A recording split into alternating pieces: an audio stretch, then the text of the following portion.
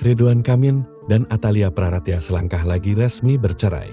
Pengadilan Agama Kota Bandung dijadwalkan membacakan putusan perceraian keduanya pada Rabu, 7 Januari tahun 2026, melalui mekanisme e-court, sehingga para pihak tidak hadir langsung di pengadilan.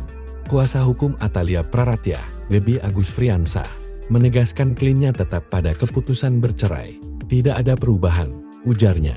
Debbie menjelaskan, pembacaan putusan akan dilakukan secara daring. Putusan melalui e-court, jadi tidak hadir secara fisik ke pengadilan. Tapi sidang putusan melalui e-court masing-masing kuasa hukum, katanya. Meski proses hukum hampir berakhir, komunikasi antara Ridwan Kamil dan Atalia masih terjalin dengan baik. Kuasa hukum Ridwan Kamil, Wenda Alui, mengungkapkan keduanya masih aktif bertukar pesan WhatsApp, terutama untuk urusan anak dan rumah tangga. Pagi tadi pun mereka masih saling bertukar pesan singkat. Komunikasi tetap berjalan untuk urusan anak dan rumah, kata Wenda. Ia menambahkan, isi percakapan terakhir bahkan menyangkut hal-hal teknis yang sederhana. Contohnya bertanya soal letak barang. Dulu kamu meletakkan barang ini di mana ya?